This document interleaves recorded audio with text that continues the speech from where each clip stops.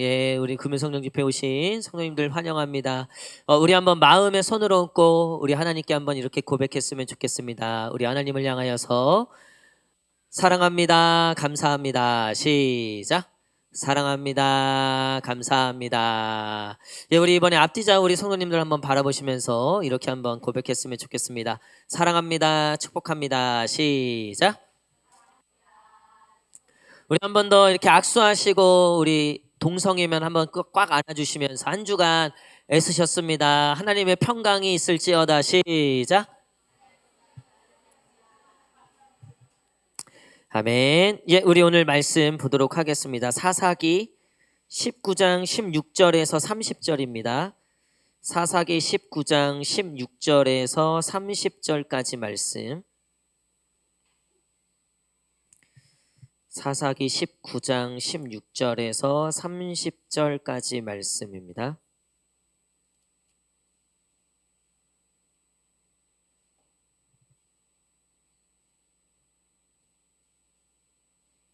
(19장 16절에서 30절) 저와 한 절씩 교독하도록 하겠습니다.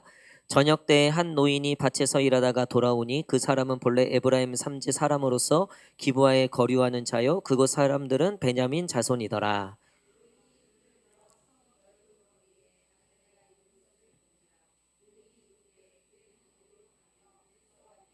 그가 그에게 이르되 우리는 유다 베들레헴에서 에브라임 산지 구석으로 가나이다. 나는 그곳 사람으로서 유다 베들레헴에 갔다가 이제 여호와의 집으로 가는 중인데 나를 자기 집으로 영접하는 사람이 없나이다.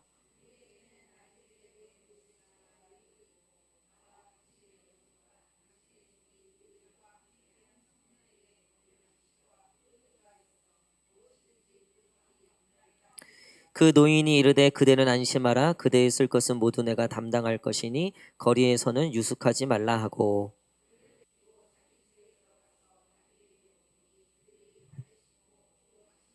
그들이 마음을 즐겁게 할 때에 그 성읍의 불량배들이 그 집을 에워싸고 문을 두드리며 집주인이 노인에게 말하여 이르되 내 집에 들어온 사람을 끌어내라. 우리가 그와 관계하리라 하니.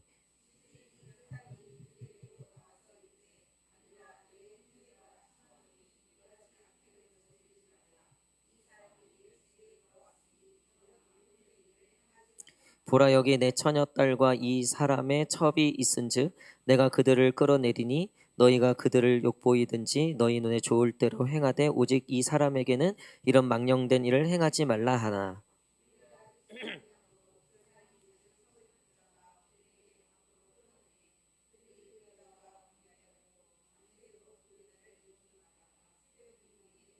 동틀 때 여인이 자기 주인이 있는 그 사람의 집 문에 이르러 엎드려져 밟기까지 거기 엎드려져 있더라.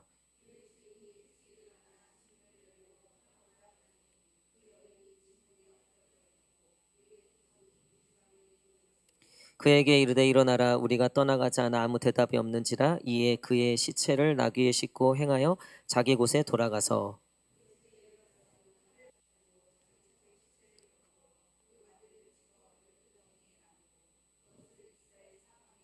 다 함께 읽겠습니다. 그것을 보는 자가 다 이르되 이스라엘 자손이 애굽 땅에서 올라온 날부터 오늘까지 이런 일은 일어나지도 아니하였고 보지도 못하였도다. 이 일을 생각하고 상의한 후에 말하자 하니라. 아멘. 예, 오늘 어둠 속에도 길은 있습니다. 어둠 속에도 길은 있습니다라는 제목으로 같이 말씀 나누도록 하겠습니다. 얼마 전 제가 다이소에 가니까 최근에 지금 뉴스에도 나왔던 것 같은데 영양제를 이제 다이소에서 팔더라고요.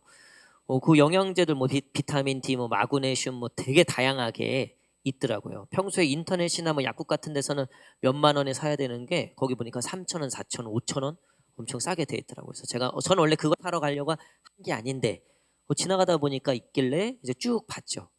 근데 이제 거기 보니까 루테인이라고 해서 이제 눈 영양제가 있어요. 눈 영양제. 저도 시력이 안 좋아서 눈 영양제를 하나 사야 되겠다 이렇게 했는데 너무 싸잖아요. 그래서 이게 괜찮은 건가? 그래서 인터넷 좀 검색을 하니까 뭐 국가에서도 인정하고 뭐 똑같은 거라 그러더라고요. 몇만 원짜리랑 똑같은 거라고 뭐 거기선 그러더라고요.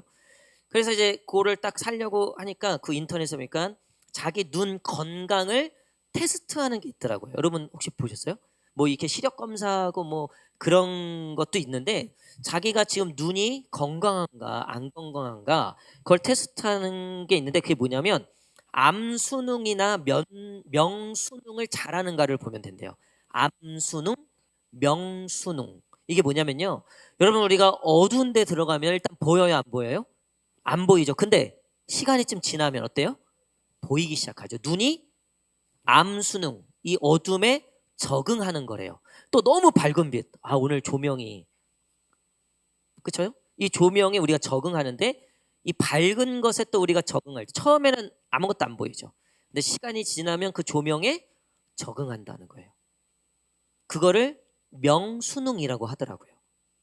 여러분 이 암수능 어둠이었는데 보통 정상적인 눈이면 20분 정도 안짝으로 어둠 속에 뭐 완전히 안 보이는 건 어쩔 수 없지만 그래도 그 어둠 속에서도 나름 눈이 적응해서 최대의 그 시야를 찾을 수 있게 한다는 거예요. 그게 20분 안짝으로 제대로 돌아오면 그래도 눈이 좀 건강한 거라고 하더라고요. 밝은 것도 마찬가지고요. 근데 저는 우연히 그 테스트를 보면서 오늘 이 사사기 요즘 우리가 계속 사사기 말씀 보고 있잖아요. 제가 주일날도 지금 2번 사사기에 대해서 그 똑같은 메시지였는데 결국 참 어둠 속이었지만 하나님은 그 안에서 일을 하고 계셨고 그리고 그 입다와 또 삼손 같은 어떻게 보면 참 사사로서 부끄러울 수 있는 그런 인생이었음에도 불구하고 믿음의 사람이다라고 말씀하셨다 그랬죠. 여러분 우리가 오늘 읽은 이 19장 말미에 있었던 이 이야기는 너무나 끔찍한 이야기죠. 오죽하면 성경의 기자도 30절에 이렇게 기록하고 있어요. 30절 읽겠습니다. 30절 시작. 그것을 보는 자가 다 이르되 이스라엘 자손이 애굽 땅에서 올라온 날부터 오늘까지 이런 일은 일어나지도 아니하였고 보지도 못하였도다. 이 일을 생각하고 상의한 후에 말하자 하니라. 그러니까 애굽에서 올라온 날부터 지금까지 이런 일이 없었다. 이게 뭔 일이냐? 이게 어떤 일이에요? 앞의 내용을 정리하면 이 유다에 사는 아무래도 좀 거룩한 사람이었을 것 같은데 여호와의 집에 사는 사람이라고 되어 있어요. 분명하게는 기록되어 있지 않는데 여호와의 집에 산다. 근데 그 사람이 첩을 들인 거예요. 여호와의 율법에 맞지 않는 거죠. 첩을 들여서 그 첩과 함께 밤을 보낸 뒤에 이 첩을 자기 어머니 댁으로 보내요. 그러니까 처가로 보낸 거죠. 그리고 거기에 넉 달을 이제 돌아올 때가 됐는데 안 돌아오니까 이제 이 유다 이 여호와의 집에 살던 이 사람이 자기 종들과 나귀와 끌고 처갓집으로 갑니다. 그 처갓집에서 다시 첩을 데리고 돌아가는 길에 길이 너무 멀어서 이제 좀 쉬어갈 곳이 없나 하니까 이 나그네 된 이 사람들을 맞이해주는 지파가 없는 거예요. 당시의 율법에 나그네와 고아와 가부는 선대라고 되어 있었어요. 그런 지파가 없는 거예요. 그러니까 하나님의 말씀이 무너져 있는 상태인 거죠. 거기에 우연히 한 노인이 이제 이 사람들을 맞이하고 그 첩과 그 시종들을 이제 먹이고 재워줍니다. 그러다가 어떤 일이 나나요?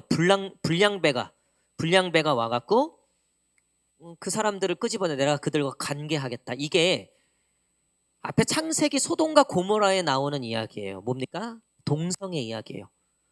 그러니까 이 노인의 집에 들어갔던 이 젊은 유다 남자가 보니까 뭐 보기에 예뻤었나 봐요.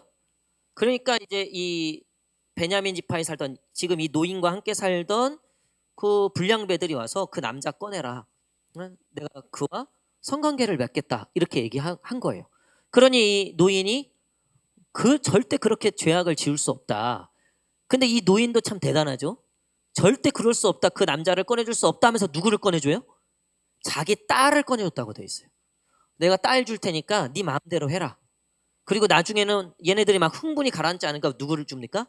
첩까지 또 해서 그 불량들에게 내어줬다는 거예요. 그들이 밤새도록 그 여인들을 능욕했다라고 되어 있어요. 그리고 다음 날 그 첩이 그 집 앞에서 쓰러져 죽은 걸 발견하죠. 그래서 이 여호와의 집에 살던 이 사람이 데리고 가죠. 그 시체를 이고 가요. 그렇죠? 그리고 추정컨대 레인으로 생각되어지는 그러니까 유다 지방에 살지만 여호와의 집에 산다고 했기 때문에 이 여호와의 집에 사는 사람들은 레위인들이란 말이에요. 이 레위인으로 추정되는 유다 사람이 시체를 가져다가 시체를 12토막을 내서 어디로 보냅니까? 12지파에 다 보내는 거예요. 여러분, 여기서 또 당연히 끔찍한 사건이지만 레위인들은 시체를 가까이 할 수 있다 없다? 없다. 첩을 둬서도 안 되죠. 근데 시체도 가까이 해서는 안 되고, 게다가 시체를 어떻게 했어요? 12토막을. 그러니까 유추해 볼 수 있는 건 제사장들이 하는 게 뭐예요? 레위인들이 하는 거. 맨날 소하고 양, 염소 각 뜨는 거죠. 그렇게 이 여인을 각을 떠서 12지파에 보냈다는 거예요. 이거는요, 당시에 이방 민족의 어떤 대상을 향해서 최고의 분노와 경고를 하는 풍습이, 이런 풍습이 있었다는 거예요. 그러니까 내가 너에게 반드시 복수하겠다라는 의미로, 너가 우리 애를 죽였지? 내가 너의 12명을, 나는 한 명 죽었는데 12명을 죽일 거야. 그러니까 12이 완전수예요. 그러니까 너희 민족을 멸살할 거야. 이런 의미의 풍습을 이 여호와의 집을 섬기던 사람이 그렇게 행했던 거죠. 여러분, 레위기에 뭐라고 되어 있습니까? 원수를 갚지 말라. 그러니까 여러분, 사사기는 처음부터 끝까지 뭐가 없는 시대냐면요, 여호와의 말씀이 없는 시대라는 거예요. 왜 어둠인가? 왜 어둠이 만연한 시대가 되었는가? 왜 제사장부터 시작해서 모든 성도들, 하나님을 믿는다고 하는 사람들의 삶이 왜 이렇게 망가지게 되었을까? 여러분, 거기에 이유는요, 말씀이 없는 시대였기 때문에 그랬다는 거예요. 제가 신학교 처음 들어갔을 때 성경 시험을 봐요. 성경 시험. 그러니까 신학교 처음 들어갔어요. 제가 입학하자마자 봐요. 그거 왜 볼까요? 나름 테스트 하는 거겠죠? 여러분, 제가 그 신약 구약해서 200점 만점이었어요. 제가 몇 점 받았을까요? 나름 제가 교회에서 난다긴다 하고, 뭐 기도회도 만들고, 뭐 우리 그 청소년부의 부흥을 위해서 정말 한 몸 바쳤던, 뭐 토요일마다 저기 연신내거리 돌아다니면서 술집에 있는 우리 애들 다 꺼내고 갖고 애들 다 먹이고, 그리고 택시 태워서 보내고, 다음날 교회 나오라고 아침에 찾아가고 교회 데리고 막, 뭐 은진교회에서는 뭐 엄청 정말 뭐 난다긴다 하는 신학생 예비 학생이었어요. 회장 출신에. 뭐 엄청났죠. 여러분, 근데 제가 성경고사를 딱 봤는데 신약 100점, 구약 100점, 200점 만점에 여러분 딱 합이 50점이 안 나왔어요. 50점. 누구야 지금? 여러분, 지금 시험 봐볼까요? 한번 볼까요? 제가 그때 너무 충격을 받았어요. 나는 내가 진짜 신앙이 좋다고 생각했거든요. 와, 완전 정말 말짱 아무것도 아니었더라고요, 보니까. 그러면서 저의 신학 입문 가르치는 한철아 박사님이라고 해서요. 지금 돌아가셨어요. 우리나라 칼빈 장인이에요. 칼빈이 썼던 기독교 강요를 번역하신 분 중에 한 분이에요. 한철아 박사님, 제가 마지막 세대예요. 한철아 박사님 하는 뭐 목사님들은 모르시는 분들 없어요. 우리나라 칼빈 거장이에요. 칼빈의 거의 이 그 전권을 다 섭렵하신 분이에요.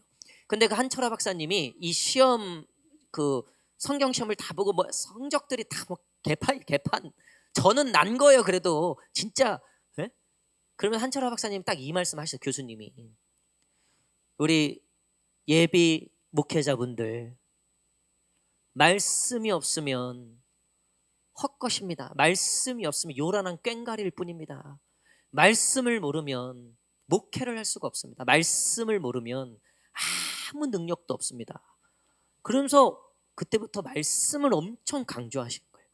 그래서 제가 신학교 1학년 때 저도 충격을 받았지만 그 한철아 박사님의 그 말씀이 너무나, 그동안 제가 내가 이 성경을 정말 나름, 제가 그래도 중고등학부 때 그 기도 모임 만들고 제가 나름 설교도 전하고 했긴 했는데 내가 성경을 한 번도 읽은 적이 없더라고요. 전체를. 그리고 뭐 맨날 들었던 거, 귀동냥으로 들었던 거 뭐 그거 가지고 했던 거지 뭐 없었더라고 보니까. 그래서 그 이후로 제가 성경을 읽기 시작했어요. 그래 1학년 때 학교 가는데 2시간 걸렸어요. 집에서 나와서 버스 타고 또 스쿨버스 타고 이렇게 양평에 있었기 때문에 지금처럼 고속도로가 그렇게 좋지 않았어요. 2시간 걸려. 갈 때 2시간, 올 때 2시간. 그래서 내가 마음을 먹었어요. 갈 때 2시간, 올 때 2시간 뭐 읽는다? 무조건 성경 읽는다. 여러분 그렇게 1학년 1년을 하니까요. 2번을 읽더라고요. 2번을. 성경을 2번을. 근데 제가 참 놀란 게 있어요. 그렇게 성경 말씀을 창세기부터 어쨌든 이 말씀을 읽어가고 그리고 이 말씀 제가 모르는 것들을 깨닫고 그리고 이 말씀이 점점 제 삶에 스며들기 시작하는 거예요. 근데 제 신대원 1학년 삶이 어땠냐면요. 신대원 1학년 2학년까지 1학년과 2학년까지 그 말씀으로 채워져 왔던 제 삶이 너무나 평안하고 그리고 제가 뭐 말하는 거, 행동하는 거, 결정하는 거 그 모든 부분에 있어서 무엇 하나 크게 흐트러짐이 없는 거예요. 그리고 삶에 어떤 위기들이 닥치고 어려움들이 닥칠 때 제가 몇 번 간증했지만 차비 600원이 없어서 학교를 못 갔었던 적이 있었다 그랬잖아요. 그래서 그날도 교회 가서 기도하고 전도하고 그러니까 제가 이 말씀이 제 삶에 스며들다 보고 제가 이 말씀에 스며들다 보니까요. 어느새 제 24시간이 정말 하나님으로 가득 채워 있다는 것을 발견하게 됐어요. 그렇게 1학년 끝나고 나니까 이제 학교에서 나름 소문이 나는 거예요. 아, 얘는 벌써 목사다. 뭐 2학년 때 과대를 시키더라고. 과대 돼갖고 제가 했던 운동이 2가지였어요. 첫 번째 양평으로 전도 나가는 거. 그리고 2번째는 말씀 읽기였어요. 말씀 읽기. 우리 선교학과는 전도 나가고 말씀 읽는다. 그래서 아침에 등교하면 아침에 수업 고 한 20분 정도 그 텀이 있어요. 그때 우리 강당, 예배당 그 앞에 모여서 오는 사람만 오는 거예요. 와서 20분 동안 시편 20분 될 때까지 시편 읽는 거예요. 그리고 중간 점심시간 끝나면 또 한 10분, 20분 시간 내서 또 시편 읽는 거예요. 그렇게 시편이 끝나면 그 다음에 뭐 신약으로 가서 요한복음, 뭐 마태복음 이렇게 로마서 그리고 우리가 2학년 때 제가 했던 게 우리 로마서 8장을 외우자. 할렐루야. 여러분 외워질까요? 안 외워질까요? 외워져요. 왜냐하면 벌금이 굉장히 셌거든요. 그러니까 나를 던졌어. 너 우리 이 로마서 암송조에 들어오려면 너 이거 약속 지켜야 된다. 약속한 날까지 그 절까지 못 외우면 벌금을 내야 된다. 지들이 벌금을 내겠다고 약속을 하고 들어와요. 그건 무슨 의미예요? 외우겠다는 의지가 있는 거죠. 여러분 그렇게 1학년, 2학년 보내니까요. 지금도 생각하면 그 1학년, 2학년은요. 정말 하나님으로 풍성했던 시절이에요. 뭐 삶의 위기와 이런저런 뭐 유혹과 이런 갈등이 있어도요. 그런 것들이 삶에 크게 이 과오가 생기지 않는 거예요. 그렇게 2학년 마치고 이제 군대를 가려고 저는 휴학을 이제 하고 군대를 이제 바로 2월에 이제 군대 입대하는 건데 2월에 2002년 2월에 근데 그 2002년 1월에 저 모교회에서 담임 목사님이 무슨 일을 시키냐 신학생들 다 나와라. 그때 교회 2층 유치원 벽을 허무는 일을 시켰어요.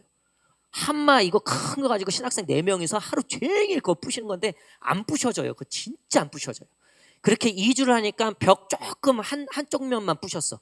아직 한 4-5면이 남았는데 그때는 목사님이 그때 인부들을 부르더라고. 이 사람들이 이틀 만에 하더라고. 그 기계 써갖고. 그럴 거면서 우리를 2주를 그렇게 고생시켜갖고 어쨌든 그러고서 이제 청년부 동계수련을 준비한다고 저랑 이제 그 신학생들 예비 신학생들하고 거기 그때 담당 청년부 목사님하고 같이 그 동계수련회 기도원에 올라갔어요. 올라갔는데 이 봉고차가 이 겨울에 그 빙판 거기에 빠졌네. 그러니까 아무리 밟아도 안 올라가네. 그래서 목사님이 거기 밑에다 나무를 대고 내가 이거 밟을 테니까 뒤에서 밀어라. 이 목사님이 내가 보니까 경험이 없어. 저보고 여기서 밀래요. 거기서 밀었죠. 바퀴는 돌고 나무가 튀어나와요 안 나와요? 그거 튀어나와요. 그래서 제 여기 발목을 팍 친 거예요. 왼쪽 발을. 그래서 제가 그때 발목이 부러져 갖고 군대를 연기하게 돼요. 그러니까 갑작스럽게 그렇게 해서 제가 여기가 아직도 이렇게 완전히 안 펴지고 안 굽혀져요. 왼쪽. 목사님 안양에서 목회하고 계세요. 내가 누구라고 얘기 못 하는데 어쨌든 저희 어머니가 잡히면 뭐라고 한다 그랬는데 돌아가셨는데 어쨌든 못 보고 돌아가셨어. 어쨌든 근데 연기가 됐어요. 갑자기 2월에 입대하던 게 11월로 연기가 된 거예요. 갑자기 붕 떠서 이거 내가 어떻게 해야 되나? 전혀 어떤 계획이 없었다가 다리를 다쳐서, 그리고 뭐 목발 짚고 다니고 꽤 다녔죠.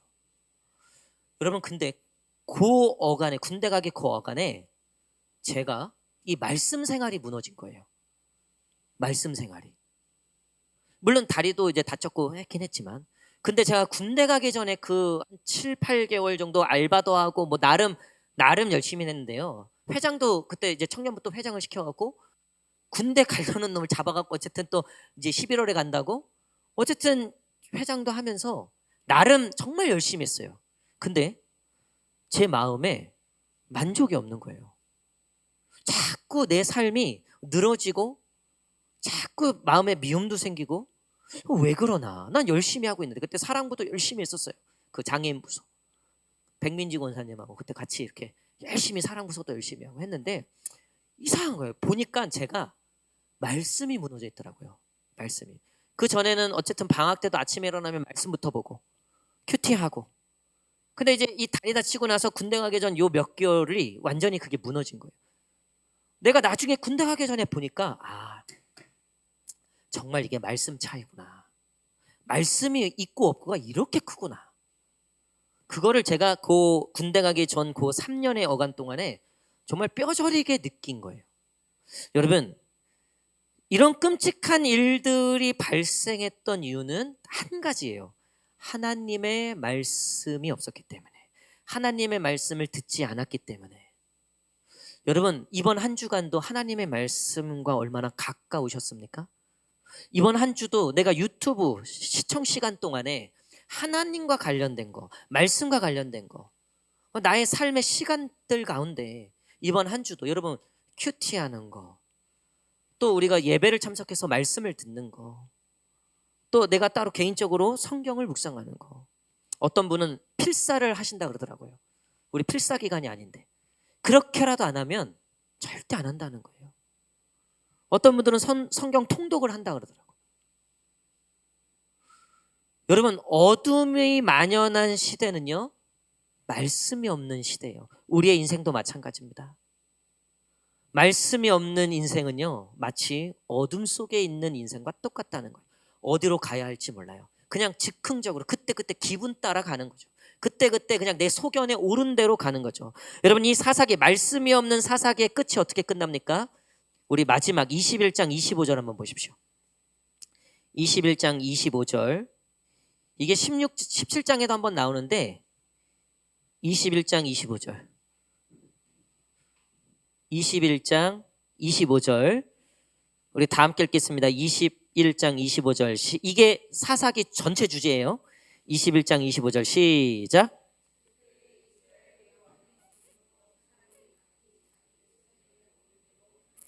아멘. 이스라엘 왕이 없었다는 건 통치자가 없었다는 거죠.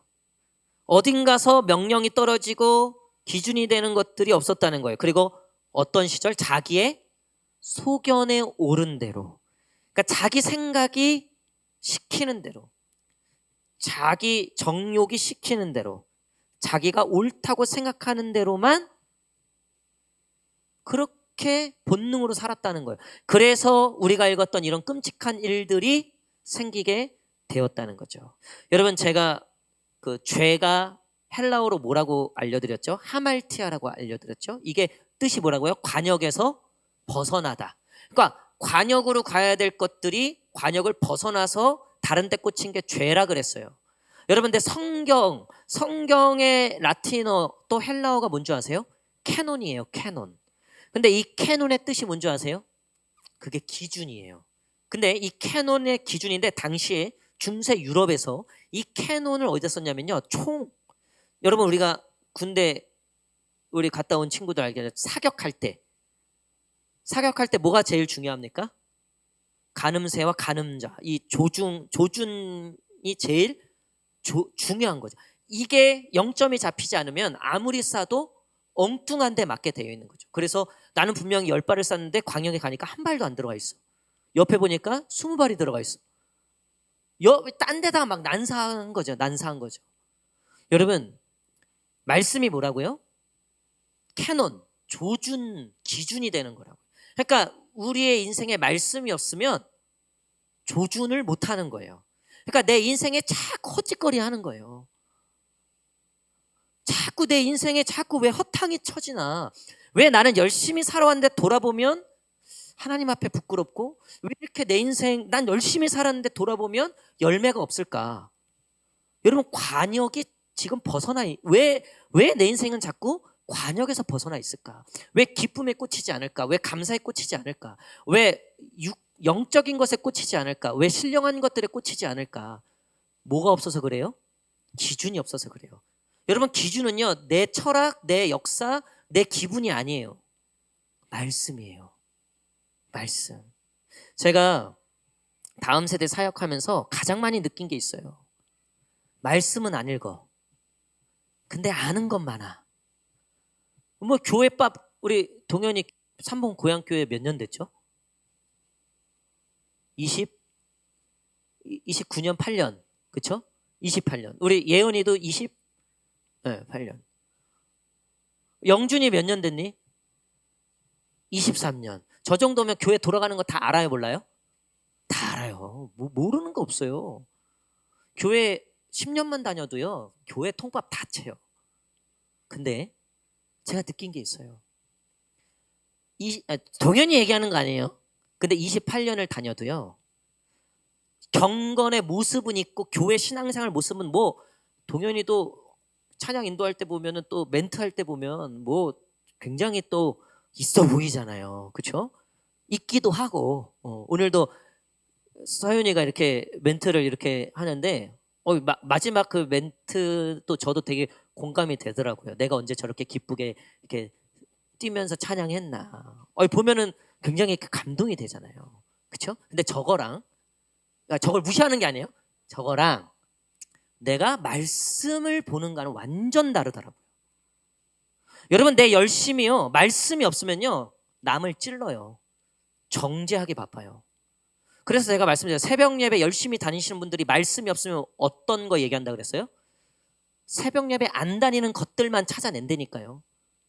그게 왜 그러냐면요, 말씀이 없어서 그래요. 하나님이 도대체 그 새벽 예배를 통해서 뭘 하시려고 하는지에 대한 그냥 자기 열심만 있는 거예요. 그냥 자기 소견만 있는 거예요. 열심히 전도하시는 분들은 말씀이 없으면 뭐만 보여요? 전도 안 하는 것들만 보이는 거예요. 여러분, 그게 말씀이 없어서 그래요.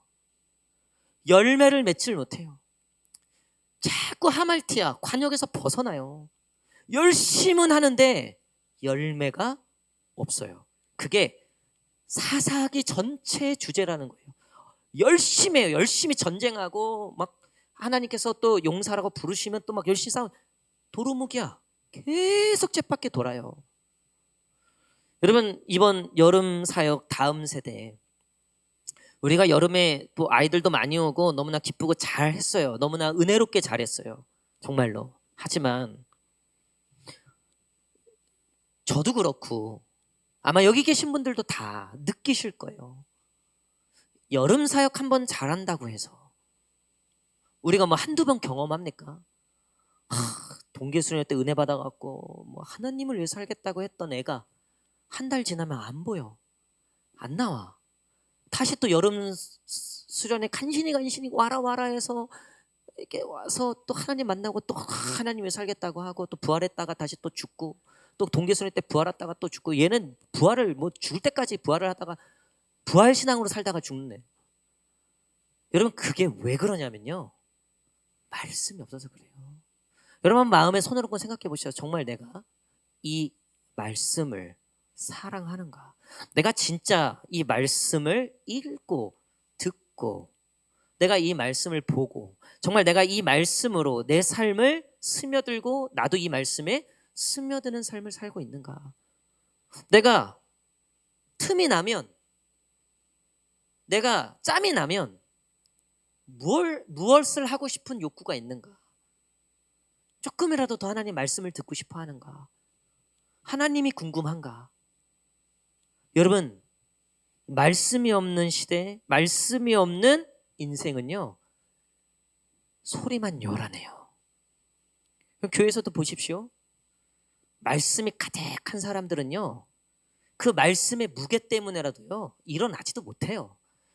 그 말씀에 순종하느라 어디 뭐 이렇게 못해요. 자기에게 주어진 그 말씀대로 사느라고 거기에 또 기쁨에 빠져갖고 뭐 딴 거 뭐 이렇게 할 시간도 없어요. 근데 말씀이 없는데 하는 건 많아. 뭐 28년, 30년, 뭐 50년 막 그러면요 골치 아파요. 얼마나 골치 아픈지 몰라요. 핵심은 없어. 예배도 안 드려, 말씀도 안 봐. 근데 아는 건 너무 많아요. 목사님 그게 신학적으로 맞습니까? 그것이 목사님 그게 뭐 쩍쩍 가끔 저한테 막 신학자까지 얘기하면서 막 얘기하세요. 어떡해요? 대단하십니다. 그러고 마는 거죠. 뭐 뭘 들어요 그걸. 말씀이 없는 분인데. 그냥 그러고 인정해줘야 끝나는 거예요. 그거 안 들어요. 말씀이 있는 분은 달라요.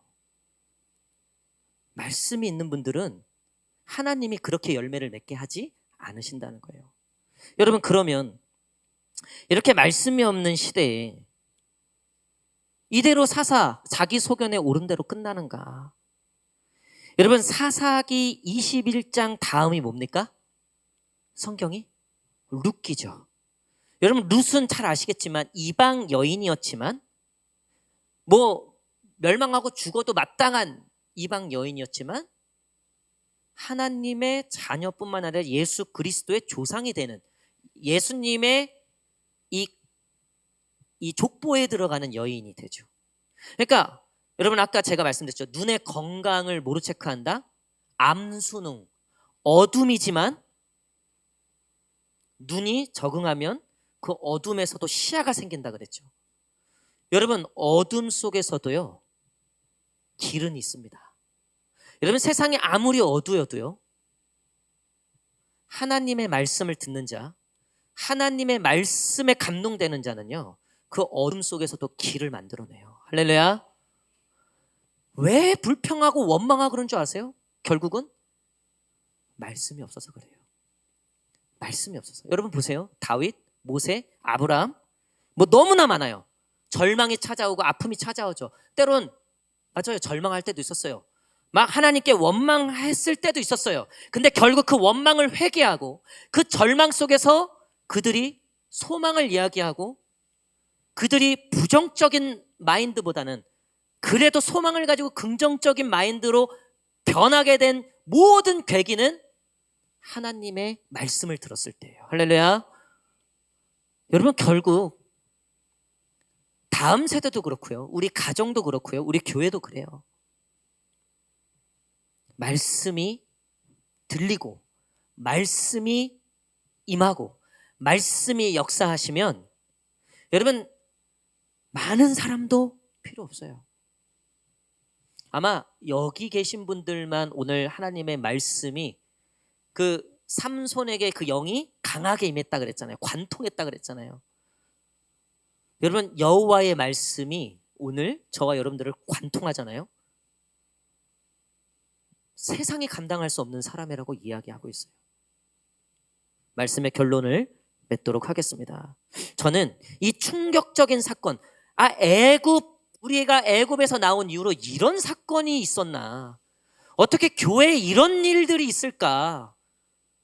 요즘 뉴스 보면 뭐 우리가 매스컴에서 교회 다니는 우리조차도 교회가 이게 이 모양 이 꼴이고 여러분 믿지 않는 남편들이 제일 우리를 후벼 파는 게 뭡니까? 교회가 뉴스를 보내줘 막 이거 봐라 니 봐라 이래도 교회 다닐 거냐? 막 미치는 거죠. 어둠이 만연할지라도 여러분 그 안에 계속해서 우리에게 빛을 보내주시는 분이 계세요. 그게 우리 하나님인 줄 믿습니다. 저는 이 하나님의 회복 탄력성에 놀래요. 애굽 이후로 자기네들이 생각했을 때 그래서 20장에 잠깐 회개해요. 잠깐. 그리고 다시 또 도루묵되긴 해요. 그러니까 자기네들이 봐도 야 이건 좀 너무 심했다. 여기까지는 이르러요. 그러니까 본인들이 봐도 야 이건 아니다. 근데 그들은 그리고 말씀으로 가지 않아요. 결국 자기네들 방법으로 베냐민 지파를 처단하고 동족 이 전쟁이 일어나서 자멸해요. 그게 사사기의 끝이에요. 자기 소견에 옳은 대로 하는 것의 끝, 말씀이 없는 것의 끝. 여러분, 이런 이스라엘 백성들, 여기까지 온 이 정말 엉망진창인 이 이스라엘 백성들을 향해서 사사기에서 말씀을 끝내지 않고 룻기, 그리고 이어서 이제 새로운 왕조가 열리죠. 사무엘 상하, 역대 상하, 그리고 쭉 이어져서 예수 그리스도의 시대까지 하나님이 끊임없이 그들의 선지자와 그들의 하나님의 종들을 통해서 무엇을 하신다? 말씀하셨다. 빛을 보내주셨다. 하나님의 회복 탄력성이 놀랍지 않습니까?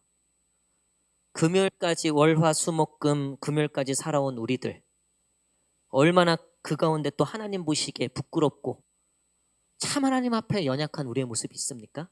우리 여름 사역 다 마치고 이제 됐다, 끝났다. 그리고 다음 주 딱 되니까 인간들 다 어디 갔어? 애들 다 어디 갔어? 교사들 다 어디 갔어? 여러분, 근데 우리 하나님은 단 한 번도 우리 교회를, 우리 다음 세대를 포기하신 적이 없다. 여러분, 그 음성, 그 말씀을 듣는 자들이요, 오늘도 기도하는 거예요. 제가 말씀드렸잖아요. 주일날 그 저희 수아지아가 자기네 그림을 왜 보여줬냐. 에? 수아는 왜 자기가 지금 되게 잘 그리는데 옛날 거 보여줬잖아요. 제가 지금 극적인 반전을 하려고 제가 옛날 거 보여줬다가 아주 후들겨 얻어 맞았습니다. 제가 애들한테. 여러분, 근데 여러분, 그 2,300억짜리 그림 보셨잖아요. 그 2,300억 주고 사겠습니까? 누가 진짜? 근데 그게 왜 2,300억짜리가 됐냐? 그 2,300억짜리로 사준 사람이 있기 때문에. 그래서 그 가치가, 만약에 우리 수아 그림을 저기 그 머스크 형이 아니면 트럼프 형이 우와 이러고서 만약에 뭐 몇 천억을 주고 샀다, 그러면 한 번에 그냥 그 정도 가치가 되는 거예요. 그렇죠? 여러분, 사사기를 통해서 이 말씀이 없는, 말씀을 잃어버린 세세는요, 누구도 사고 싶지 않은, 그냥 다 쓸어버리고 다시 새롭게 짓고 싶은, 아니면 야 니네 됐다, 나 다른 데 가서 할랜다. 근데 우리 하나님의 회복 탄력성을 보십시오. 그래서 지긋지긋한데 그냥 아주 이놈의 남편 그냥 진짜 지긋지긋해. 그냥 진짜 아주 그냥 거의 그 지긋지긋해 그냥 끝을 향해 달려가는데 우리가 그 회복 탄력성이 참 망가져 있죠. 목회하다 보면 그 회복 탄력성이 이리 치이고 저리 치이면요, 그게 쉽지 않아요. 근데 우리 하나님을 보니까요, 우리 하나님의 회복 탄력성은요 따라갈 수가 없어요. 이 지경까지 했음에도 불구하고요, 내가 내 아들 준다. 내가 이 백성을 내가 내 아들 주고 산다. 여러분, 그 하나님이 로마서에 내가 아들까지 주었는데 내가 누구를 포기하겠냐. 내가 아들까지 내어주는데 내가 누구를 돕지 않겠냐. 여러분, 우리가 오늘 여름 사역 마무리 하는 그런 기도회로 모였는데요, 우리 다음 세대 뭐 연약함이 참 많습니다. 열악함이 참 많고요, 전도가 참 쉽지 않습니다. 또 새로운 영혼들이 와도 또 적응하는 문제는 또 다른 문제입니다. 우리 교사들 정말 열심히 하고 있어요. 진짜로 이빨이 없어서 잇몸으로 하고 있어요. 저는 제 느낌은 그래요. 우리 청년들 교역자 없이 언 10년입니다. 내가 쳐다보지를 못해요. 지금 너무 미안해서 맨날 해준다. 근데 마음은 정말 그래요. 안 와. 우리 사례비 받고 올 전도사님들이 없더라고 보니까. 근데요, 2,300억짜리예요. 여러분, 어떤 청년부 갖다 대도요 안 바꿔요. 제가 그 평촌교회 가갖고 우리 교회 자랑만 하다 왔다 그랬잖아요. 안 불러. 그다음부터 나를 안 불러요. 그 목사님 어느 교회가 똑같아요. 저기 새로운 교회 여기 남부중앙교회 제가 헌신예배 다 갔을 때도 우리 성도들 자랑하고 특별히 우리 청년들 자랑 얼마나 했는지 몰라요. 안 불러. 그다음부터 나를 안 불러요. 여러분 우리는 좀 우리가 봐도 좀 연약하고 부족할지 몰라도요. 여러분 하나님은 여전히 포기하지 않고 계신다는 이 음성을 들으시기를 축복합니다. 여러분 가정의 자녀들 절대 포기하지 마십시오. 또 믿음을 잃어버린 자들 여러분 절대 포기하지 마십시오. 우리는 연약해서 지치고 힘들 때가 있어요. 근데 하나님의 회복 탄력성은요. 이거는요. 끝이 없어요. 하나님께 가져가십시오. 하나님께 기도하십시오.